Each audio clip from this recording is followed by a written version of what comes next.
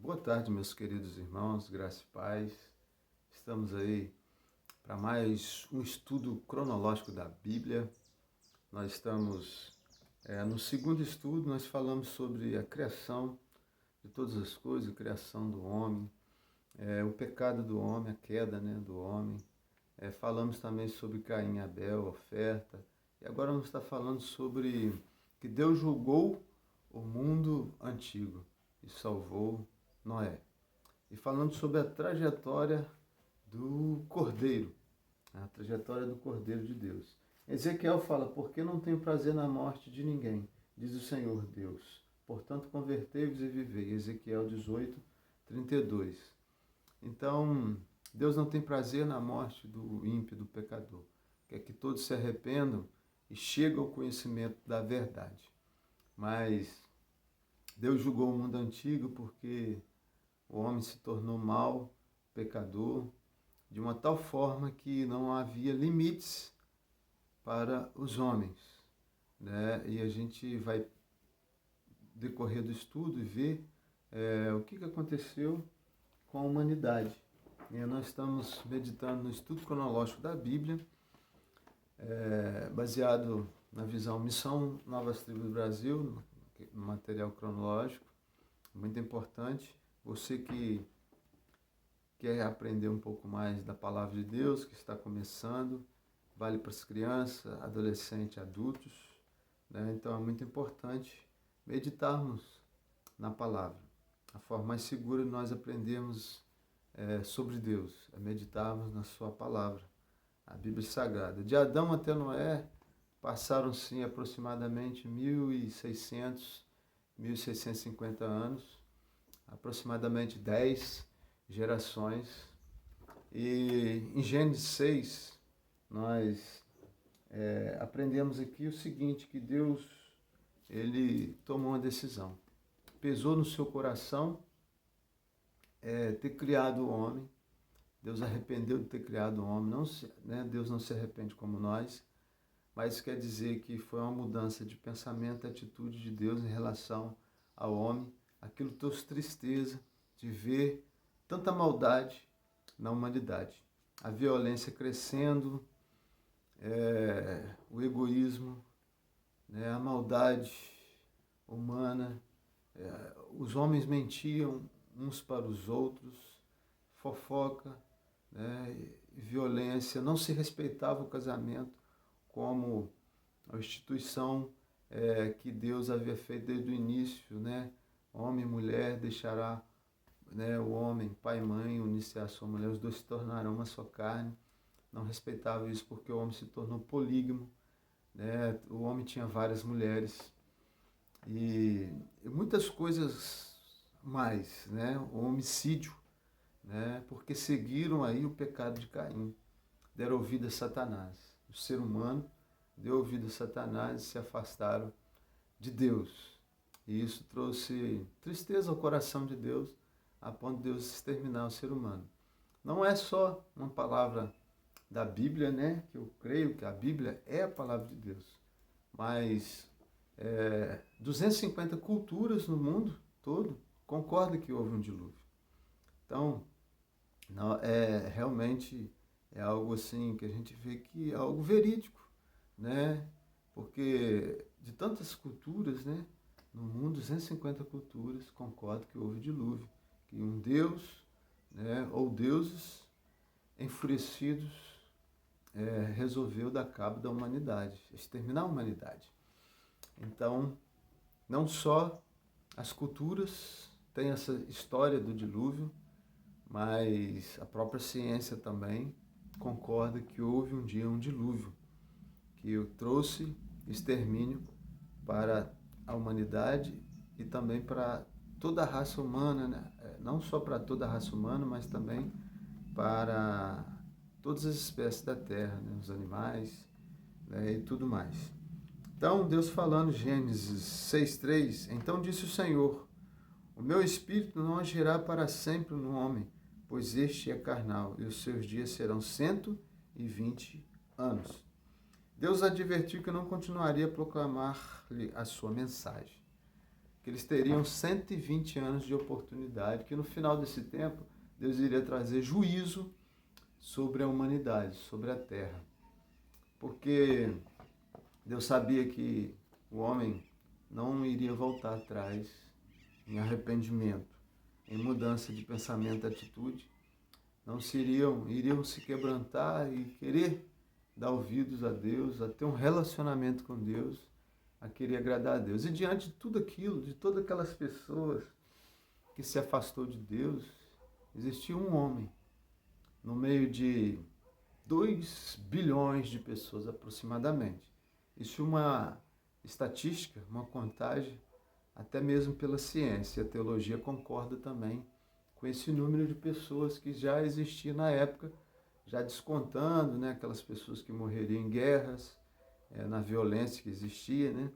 Mas aproximadamente 2 bilhões de pessoas existiam naquela época, e somente um crente, né, no meio de todas aquelas pessoas. Imagine Noé, no meio de seus parentes, seus familiares, seus tios, tio-avô, talvez até mesmo seu pai, né, e sobrinhos, né, primos, que não acreditaram em Noé.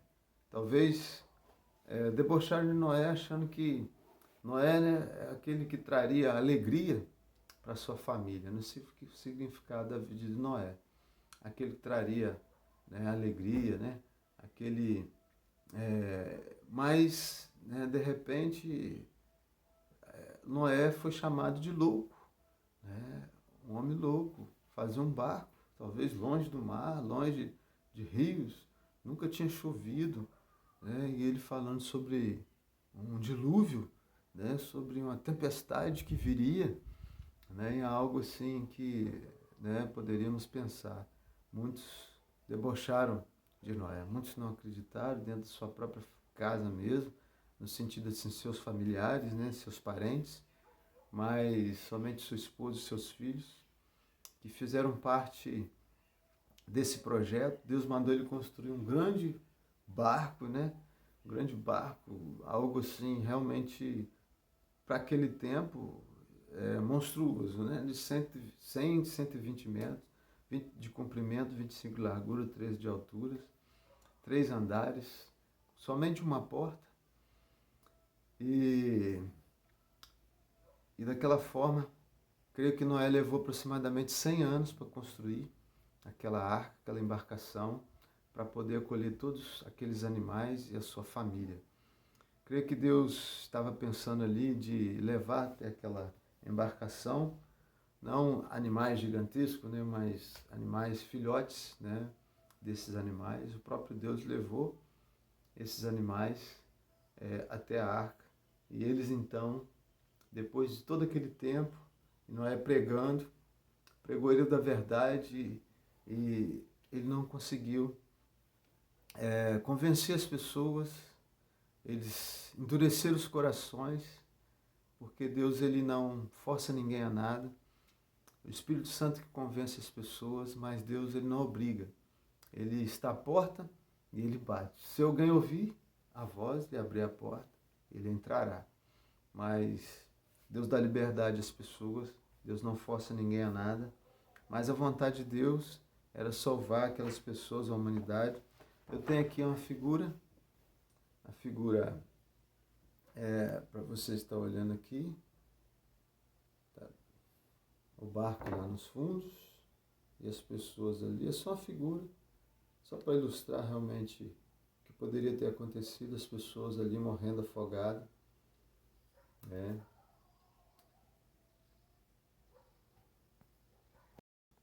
Então, queridos irmãos, Noé deu ouvidos à voz de Deus.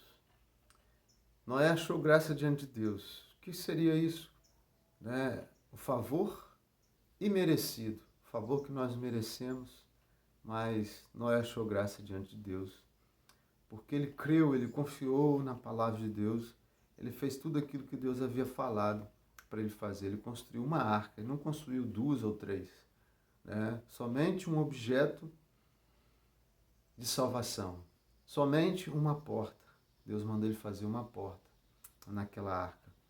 E Deus então mandou um grande dilúvio, romperam-se as fontes do abismo, a terra rachou, houve terremotos. Podemos perceber, podemos imaginar os vulcões entrando em erupção e a terra se rachando e a água brotando da terra, no meio da terra. Não era uma chuva, como nós acostumamos ver, uma chuva, né, uma tempestadezinha aí, mas imagina aí milhares, várias trombas d'água caindo em vários lugares ao mesmo tempo e a água brotando do chão da terra, espirrando do chão da terra e aquele grande terremoto, vários tsunamis acontecendo, a água do mar, né, a água do mar misturando com a água dessa tempestade, com a água doce, e não tinha como as pessoas escapar.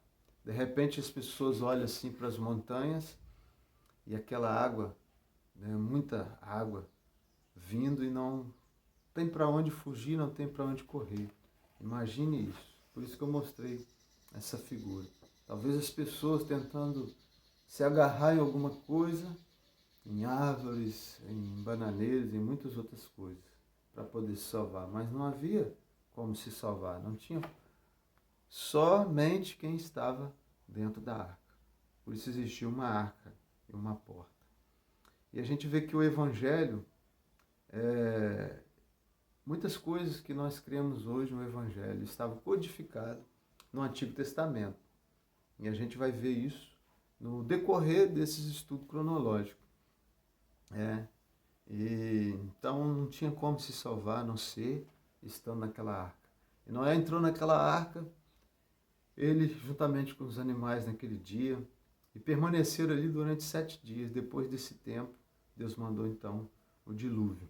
E depois houve um grande dilúvio durante 40 dias e 40 noites, né?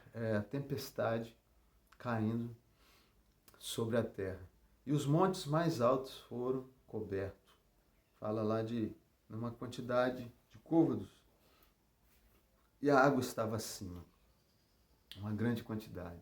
E por muitos meses a arca estava flutuando. E todos que não estavam na arca, tanto os animais como as pessoas, pereceram. Deus, né, a gente vê no final do texto que isso pesou muito no coração de Deus. Ele prometeu que nunca mais ele destruiria a humanidade com o dilúvio. E ele deu um sinal, você sabe qual é o sinal? O arco de Deus, chamado de arco-íris. E toda vez, Deus fez uma aliança, toda vez que aparecesse um arco-íris, era para que o homem lembrasse que Deus nunca mais destruiria o homem com o dilúvio. E assim aconteceu. Deus, ele promete e ele cumpre. E quando ele fala que vai trazer o juízo, ele também não é homem para que minta. Ele também trouxe o juízo sobre a terra. Deus é amor, mas também Deus é justiça.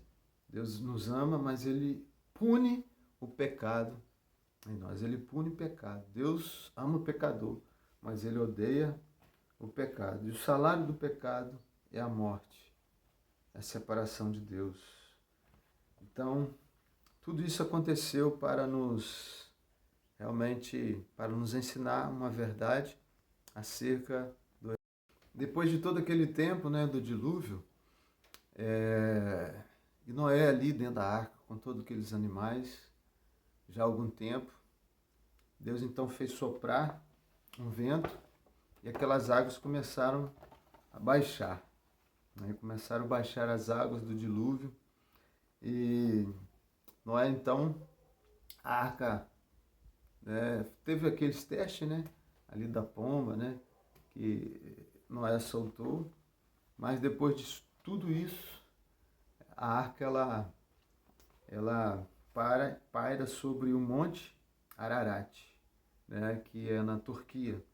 E sabemos que, algum tempo atrás, estudando aí, pesquisando um pouco, falando que uma parte da arca está lá até hoje, congelada. Né? Já, através de sonda, descobriram e já entraram naquele lugar, já filmaram a arca está ali naquele monte, Ararat. Não é interessante porque é um país muçulmano, né? Então não dão destaque para aquilo que está na Bíblia. Então eles desceram da arca, abençoou Deus a Noé e a seus filhos e lhes disse: sede fecundos, multiplicai-vos e enchei a terra. Está lá em Gênesis 9:1. E disse Deus: este é o sinal da minha aliança que faço entre mim e vós, entre todos os seres viventes que estão convosco para perpétuas gerações. Então foi o sinal de Deus, está lá em Gênesis 9:12 a 15, que foi o arco-íris. E logo depois que Noé ele desce da arca, ele prepara ali um altar para Deus. Para quê? Porque Noé, ele acreditava naquela promessa de Deus, né? Que Deus enviaria um libertador, aquele que esmagaria a cabeça da serpente, que é Satanás, iria destruir as obras de Satanás, o libertador. E Noé, ele acreditava, ele cria, porque essa tradição foi passada de geração a geração. Muitos não, a maioria não quis saber, não quis dar ouvido, mas Noé acreditava. Noé, ele continuou, que a gente vê que após no dilúvio, ele desce daquela arca, ele pega alguns animais e ele oferece como sacrifício a Deus, como aconteceu com Adão e Eva quando eles pecaram, que Deus fez veste de animais para eles, sacrificando animais, com Abel, quando Abel ofereceu aquele cordeiro, derramando sangue de um animal, e da mesma forma Noé ele oferece sacrifício de animais a Deus, possivelmente ali um cordeiro, derramando seu sangue, porque Deus não aceita realmente o pecador na sua presença, a não ser que tenha um substituto, porque o salário do pecado é a morte. Para sermos aceitos por Deus, nós temos que concordar com Deus que nós somos pecadores, que nós precisamos de um substituto, nós precisamos que alguém morra em nosso lugar. Isso aponta para um cordeiro lá no futuro, no Novo Testamento, quando João Batista olha, eis o Cordeiro de Deus, lá em João 29:30, falando, eis o Cordeiro de Deus que tira o pecado do mundo. Então, apontando para o futuro, e Noé ele faz isso, e toda a sua família, eles realmente permaneceram crendo no Salvador, no Libertador, que Deus iria trazer um dia ao mundo, no Cordeiro Santo de Deus que viria para morrer no nosso lugar, em nossos lugares. Então, isso falando da substituição, da morte substituta, do Cordeiro de Deus. Então, fica aí mais esse segundo estudo, que você possa estar meditando nisso. Vamos prosseguir em conhecer a Deus, em aprender mais de Deus, da palavra de Deus. Estou aqui para fazer esse vídeo uma vez por semana. Nós estamos aí para compartilhar com você, para crescermos juntos e aprendermos juntos a palavra do Senhor. Então, um estudo cronológico da Bíblia. Eu sou Luiz Antônio Quintão, eu na Casa de Oração, Cidade Nova, Itaperuna, e estamos juntos para que Deus abençoe sua vida. Gostaria de orar, terminando esse momento. Maravilhoso Pai, obrigado por esse momento que o Senhor tem nos permitido, Pai, nesse dia, nessa tarde. Que o Senhor continue falando nos nossos corações, Senhor, através da Tua Santa Palavra. E revelando a nós, Senhor, aquilo que o Senhor quer, abrindo as mentes, os corações para entender à luz da Tua Palavra, aquilo que o Senhor deseja para cada um de nós, a vivermos uma vida que venha agradar ao Senhor. Assim como Noé achou graça diante do Senhor, possamos viver também, vivendo pela graça, pela fé, porque sem fé é impossível agradar ao Senhor. Toma as nossas vidas em Tuas mãos, Senhor, fala aos nossos corações, supra as necessidades do Teu povo, daqueles que realmente têm o propósito de querer, de aproximar, que tem tido sede do Senhor. Desperta em nós essa vontade, que Teu Santo Espírito, ó Pai, tenha liberdade. Fala, Senhor, aos corações, opera, Senhor, operando o Senhor, quem impedirá?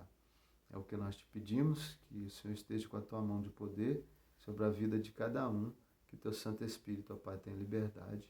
Obrigado, Senhor, por tudo, em nome do teu Filho amado Jesus Cristo. Amém.